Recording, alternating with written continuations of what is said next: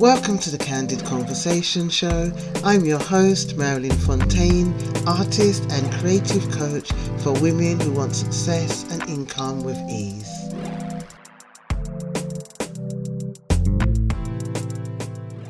Hi, this is Marilyn Fontaine, and this is the Candid Conversation Show, episode 13. Magic number 13. So this is part 3 of how I secured 10k funding from the Arts Council for my art weaving project. Last week I covered my practice, music, my spiritual practice and energy management. Part 1 was about my why, finding my muse and being consistent and committed to my work. This week I'm going to give you figures of my mindset. Well, I'm not going to give you figures of my mindset. I'm going to give you figures of the investment, where my mindset was at the time, and the synchronous events. Also shedding my belief and acts of service. So this is not going to be a very long one, but it's just going to wrap up what I covered in the past 2 weeks. So thank you for listening, and I'm going to have to shut the door because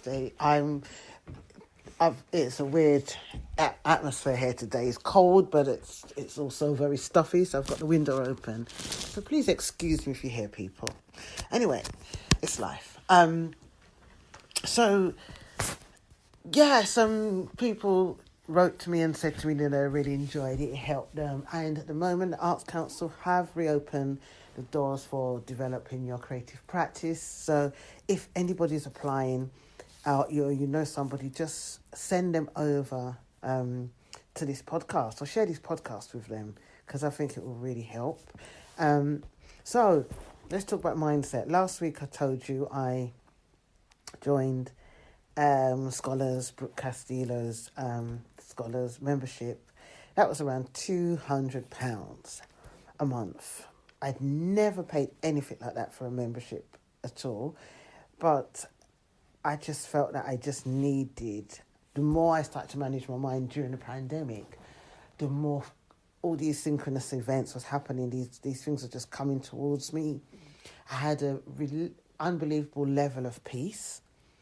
There was obviously a lot of other personal stuff going on at the time, but I think if I wasn't in Scholars, it would have been much more difficult for me to manage that and the pandemic and to do anything, to be honest with you. So I really think that was one of the best investments I made, because every time I had a fear or a trauma came up, I was able to have that weekly coaching and really work through that, as well as obviously my therapist, but I just needed the coaching. And so I think all in all, I was probably in Scholars from September till March. So maybe, I don't know. I think that all in all, I paid 2k. By the time maybe it's just under 2k. I can't add. I'm crazy, like that. Yeah, so it was. No, it's about 1,000. So £1,000 basically. She can't add up. I spent on Scholars. And I think by the time I finished Scholars, I had decided to sign up with Tavona's mastermind, and that was a 5-figure investment. But at the time, I generated the money, obviously from the funding and some other work I'd done. I generated the money.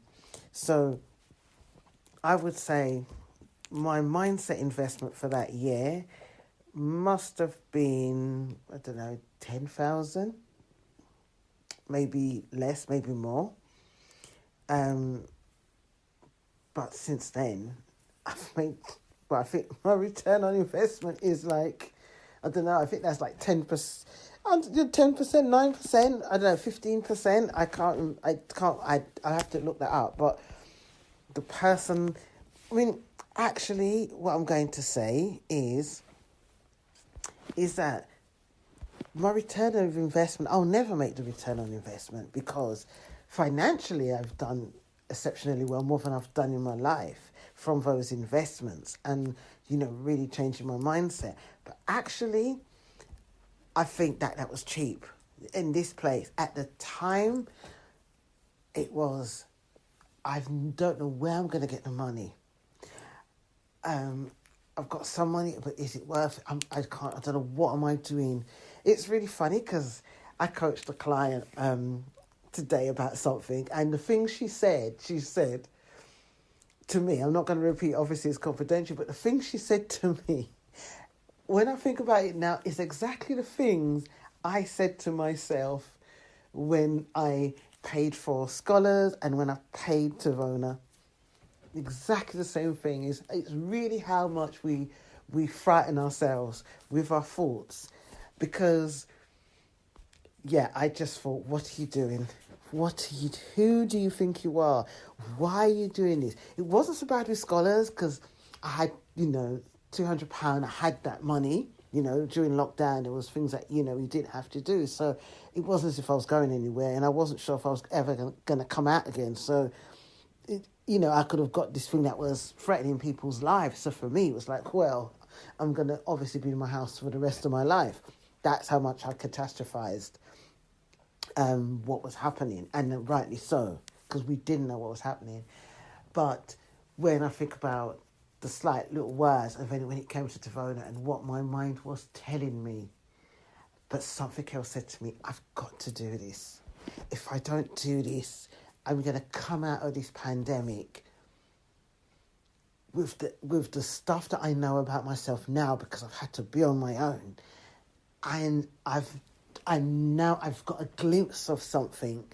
If I don't go through that door, then I'm just going to have these regrets. And a woman that's at the other side of 50, I'm like, I don't need to be like this, like this child. I want to walk through the other side of that door and say, my life has changed. That's what I wanted to do. And so for me, I didn't have that kind of money just sitting in my house. I had to find it. But what I did say to myself is, no matter what, it was like, no matter what, I'm going to do this. And also, again, as much as I frightened myself saying, oh my God, what are you doing? There was a part of me that said, this isn't going to fail. It was as if, because of the funding and the work I was doing and the synchronicities that was coming out with regards to the weaving and just opening my mind, I said to myself, no, because I've worked on my mind so much. I've worked on my thinking.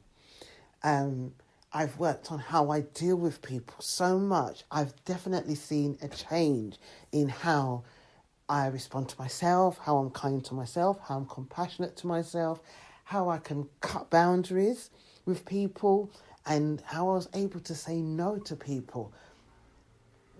Before, I wouldn't have been able to do that. So I was really, I felt so much more confident because I'd taken the first steps of scholars.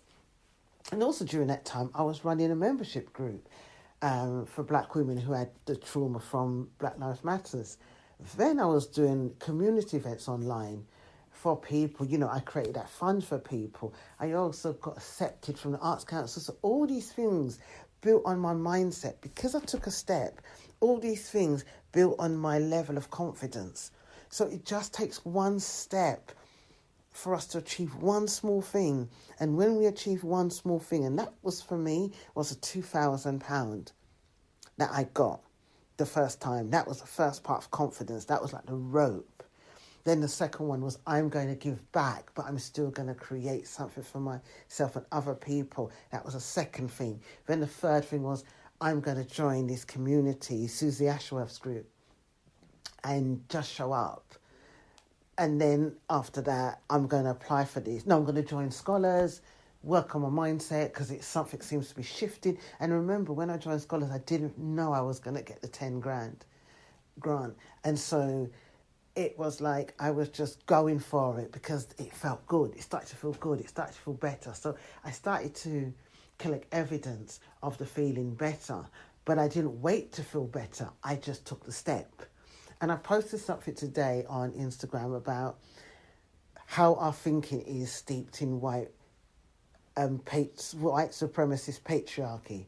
And I remember I always say white supremacy is not about whiteness. It's not against white people. It's a system. If we look it up, it's a system that is built to, it has oppressed a lot of people, including men and women that are white, as well as all other races. But it's interesting how that thinking limits us because it always looks for evidence. It's always comparative in its nature. And so it wants to look for evidence, or it conditions us to look for evidence before we can do something. And especially as a woman of colour, black people, Caribbean, African, Asian, wherever you come from. But because of the conditioning, we're less likely to take those risks of just leaping, because the conditioning tells us you have to do it this way. The only way you get luck is if you work hard and you give to others and you sacrifice. That's when you're going to get your stripes. But actually, spirituality tells us we have to have faith. So it goes against the opposite of patriarchy, white supremacy. It goes against that because spirituality is saying have faith. The faith of a mustard seed can move mountains, but yet our conditioning to what we feel in our heart is totally different to our conditioning, because our conditioning is unconscious. It's like having a wild dog or a wild tiger. And unless we get a handle on that, we will lose all the time. And so with coaching, with meditation, with somebody challenging you. And for me, remember, I had 6 months of thought work, counselling, coaching as well as counselling, but 6 months of continuous thought work. So all my beliefs and thoughts were challenged when I was in Scholars. I mean, even before that, I was like, okay, this is how much, I'm at the $2,000, that part. But my beliefs was challenged. And so it was challenging my beliefs, and I was using it on myself, because when you join Scholars, obviously, you do self-coaching and you do all they've got loads of different courses in there that you work on yourself. And I use the model today on myself. I use it on my clients. I'm not life school trained, but I use the model because I just love it as a system, and it ties in with all the other modalities I've used. The work of Byron Katie, some NLP techniques, what's that word? There's something in NLP we work with where it's just really simple, clean language, and we work with being artfully vague, which is curiosity. So, we ask questions and we engage curiosity, and that really helps one come up with answers. But for me, I'd done all that thought work. And so when I think about the investment that I got from the Arts Council, I think I spent the whole amount of money back into myself to get double returns. And it's interesting, isn't it? Because I've just thought of that as I'm speaking. And I think it's basically the same amount of money. And so, but more came, and more synchronicities came. And just in terms of the work with the weaving, the conversations it brought up for me, it's informing me now. The artist that I would just put on Instagram, and what I needed would be there. I remember taking a walk in the local park. I remember we had our second lockdown, and you could go out to walk. And I remember finding foxglove and thinking, what the hell is this? And it tying in with foxglove can be a bit poisonous, but it's inside one of my art pieces, has a protector. And also it's like a rattle. And, just working with small things that informed my art and my life as an artist, the synchronicities that happened. And I really believe it's because I chose myself. And I didn't choose myself in terms of I'm selfish, because I think I need to be a bit more selfish. But my actual human design is a transpersonal design. So I'm not here for myself. I'm here for others. So whatever I do is at the benefit of others. I'm a projector, 6'2". So my design, the reason I'm here is not for myself. It doesn't mean I've got to be a martyr or an empath or a rescuer. It means by me being myself and living my life in my creativity, I can help and inspire others and also be a coach. So that was mindset, and discernment and shedding of my belief. So I really felt that I had to limit, my mental after a certain time, because once I'd created the environment for me to create that 10K, I needed to make sure I kept that level. So I still wasn't sure whether I was going to deliver, because there was so much money in my account. I'd not had that amount of money, when I was decorating my house and home improvement loan or mortgage, but just for my art. So you have this fear and you have this imposter syndrome that you have this budget because it's somebody else's money. And so I had to really manage my mind, and really I was quite fearful that so I didn't trust myself. So I was thinking, okay, I'm going to go and party. We had lockdown, there's nowhere I could go, but I might spend the money. So I was really quite regimental in terms of my time. So I think the year before I came off Facebook anyway, but I didn't see anybody. So people were saying, can we go out for a walk? Can we do food? I was just like, no, because I knew I needed to keep my mental state on myself. And as a projector in human design, we take on a lot of others' energy. So it's a bit like being an empath, but it's not so you're at the mercy of others' energy. So I know if it makes me feel good and it moves me, I'll do it. If it doesn't, I won't. Whereas an empath sometimes doesn't know how to regulate that. Whereas in human design, I kind of know where my energy lie and how to discharge that energy and really work with my design. So it is a better boundary, I think. So I had to really watch my time, say no a hell of a lot, almost to the point where I was uncomfortable. But I'm so glad now because I can lead others into how they need to focus. And especially, I'm sitting on a maybe of having ADD. It's not been confirmed yet. And so some of the pointers are being easily distracted. It's also my gene keys, distraction, being easily distracted. But it's a distraction of the senses. So it's not easy for me to be around somebody, to leave that person and to not carry what they're carrying in an empathic way. And so because my boundaries are still being strengthened, I needed to have prevention rather than cure. And therefore I had to say no to so many things that just didn't feel right. And it was almost like I was guarding a newborn baby. So I knew there was a tenderness to myself because I was expanding and growing. And so I had to be really kind. And so I really had to curate places where I had to go. And a lot of people, friends, family would say, they haven't seen me. And I would just all I would say is, I'm just focusing. And with that discernment, I was able to create a foundation and a blueprint for other people now.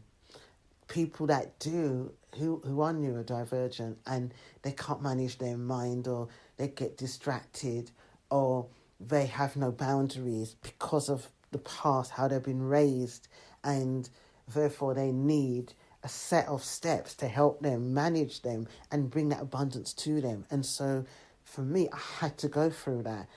And it was the most empowering time of my life because I was able to see where I began and ended and the other started, as opposed to I've got this duty and guilt because I'm not doing these things, or something's bad going to happen to me because I'm not doing these, I'm not being a people pleaser, which is a trauma response. We know it belongs to the fawning part of the trauma response. And so I was able to shed my beliefs, but also shed that trauma response. So I would just say it.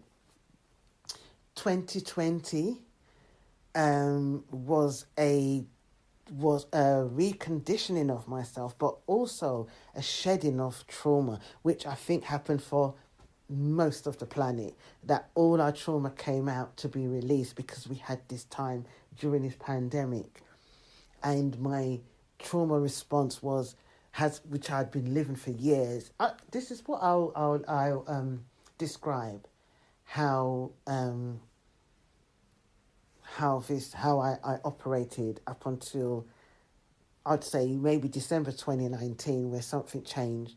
But I felt like I was constantly, and you're constantly on a high energy, but an anxiety, nervous energy, where if I stopped people pleasing, or if I stopped trying to be a rescuer or a victim, I would die, basically. So I had to keep going and being this person, the not self. So, even though I'd meditated and did everything, I was still didn't have an idea of deserving. And I was running on nervous energy, which was ridiculous. And it wasn't until after 2020 when I started to bring these things in and I had the space, I was able to allow that trauma to come up, as opposed to running a trauma script or phoning all the time, or sometimes fighting or flighting. But I think 95% of my standard operating procedure of my body was a trauma response, and as a high achieving person. And I think the weaving really helped me to consolidate that and release that, and also to finally receive what I think I deserved many, many years ago. And yeah, it's interesting. I'm saying, being very honest and vulnerable, and in reflection, that yeah, I've lived most of my life in a trauma response, I would say, and just being able to have the breathing space and, of pandemic was very worrying as well. But I think that me investing in myself was the biggest and the most precious gift I could give myself, because I was able to just be me without being punished. And that was the underlying belief. I had to keep running and people pleasing because I would be punished. So can you imagine having that belief of feeling guilty for existing? So it's quite heavy, and most of the people that may listen may relate to that. And so this is why I wanted to make this, because when I work with clients, I see this so much of this guilt for just existing, this guilt for just being able to enjoy life. Now, it's different for when we go out to a restaurant and we eat and we buy clothes, we go on holiday. That is fine, but we've been conditioned to do that. So that's part of the conditioning of, to be successful and affluent, this is what you need to demonstrate. But we never say, well, I'm going to take that money, instead of going on holiday, and invest it in coaching, or invest it in my mindset, so I can feel better from this trauma. We never really do that. The people that do that are the people that are making the millions. And so, to summarize, I think that my beliefs were about me not deserving, even though I thought, I deserve it, but underneath it was because of guilt, and not really anchoring myself in this world. I was always living through imposter syndrome.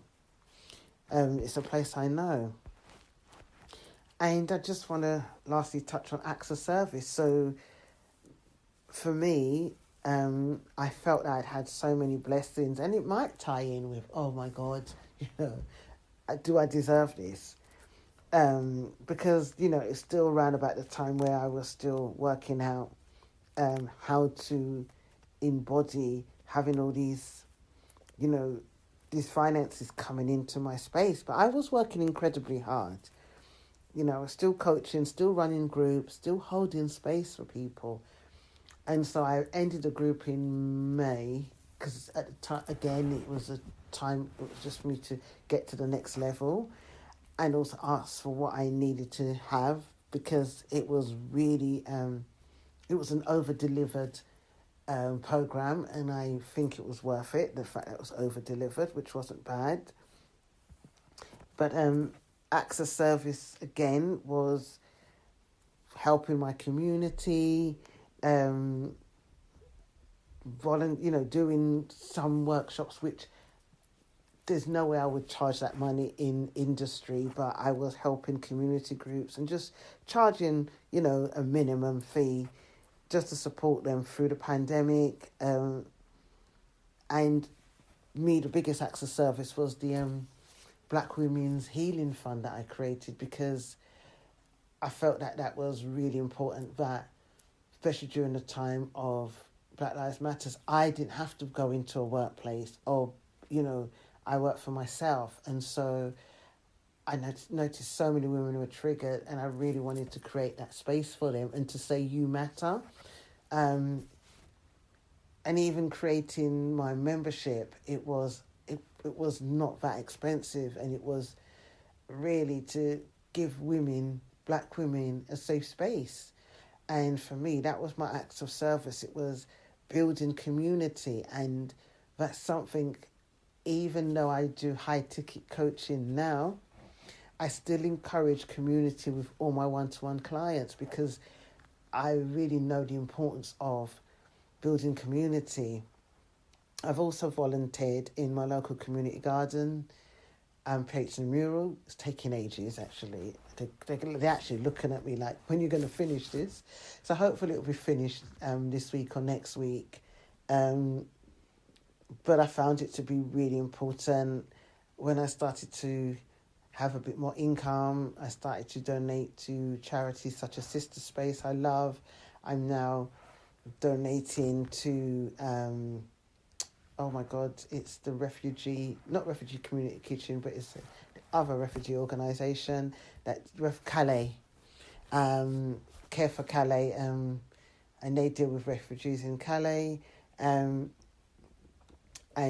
I want to do some more voluntary work with perhaps more young Black men or young Black women, or at least create some funding, self-funding, not with government funding, that they can have access to maybe workshops or the creative healing training program. Because I do believe, and also, financially support them, like giving them some funds. That's my business aim, is to, obviously, to make my money, to be able to enjoy the things I like enjoying, but to create funds so young people can benefit from it. Because despite what people say about funding, it does play an important part if you can get it. And I think everybody should try for it, because especially during lockdown, there was a lot of musicians that didn't apply for the Culture Recovery Fund, and I sent it to a few people and didn't hear anything. And so, the Arts Council is very good helping people, fill out forms. But I think it's really important that people listen to this podcast, share it, like I said, because I feel that it will help people say, if she's done it, I'm going to try and do it. Where am I now in terms of funding? Well, I think I will not say no to funding at this moment, in the future, but at this moment, I haven't applied for funding. I was going to apply for more to take the project to the next level.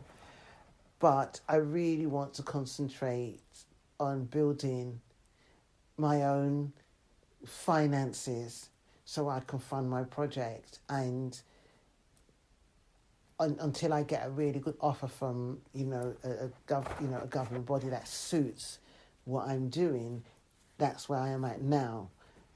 Because I have the mindset now that I believe that I can just create the money, and I do create the money to be able to fund my own projects. However, if it's really easy and it's a no-brainer and it's a synchronous event and that funding is just available to me, then I will apply and do it. But at this moment, I'm substantially okay to fund myself and what I do. I don't need to be asking for money, but I do say that, obviously the right circumstances, I'm not going to say no. And that's it. That's part 3. 3 for 13th episode, season 2. Let me know how you felt that this episode went. Let me know your takeaways, actually, not your fault. Let me know your takeaways and how you experienced it. But I think this last part has been a revelation, also a bit of a cathartic release, I don't know, of something in hindsight. But I would do it again. Even the things that didn't work, even applications that didn't work, I would do them all again, because they're all evidence. What our brain does, our brain looks for the things that we failed.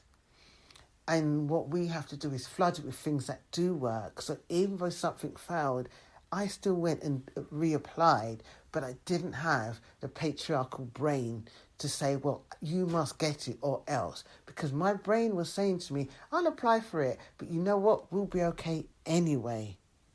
We'll be okay anyway. I didn't realise 2021 I'd make the most money ever after my funding finished with the Arts Council. So because I believe I was tapping into possibility and curiosity, and I want you to stay curious. Okay? Until next week, bye-bye. You want to be part of an incubator of some amazing creative women, then you need to join the Highly Capable Creative one-to-one program with me. To join, you can just contact me at www.mjfontaine.co.uk and book a sales call with me to join this amazing 6-month program where we get to work on your creative business. We also get to work clearing your blocks and also bringing that confidence up to 100 so you can stand in your agency and live your best life.